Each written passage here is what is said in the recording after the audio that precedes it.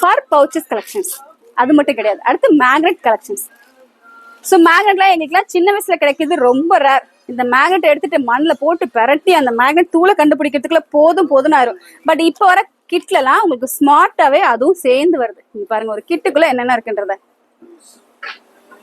Below 70 மட்டும்தான் இந்த full கிட்டு. சூப்பர்ல. ஸோ இது எல்லாமே மேக்னெட் கலெக்ஷன்ஸ் தான், full and full magnet collections. இது மட்டும் கிடையாது, உங்களுக்கு சயின்ஸ் கிட் வேணுமா, நிறைய இருக்கு. ஸோ இதெல்லாம் மேக்னெட் பிளேசர்.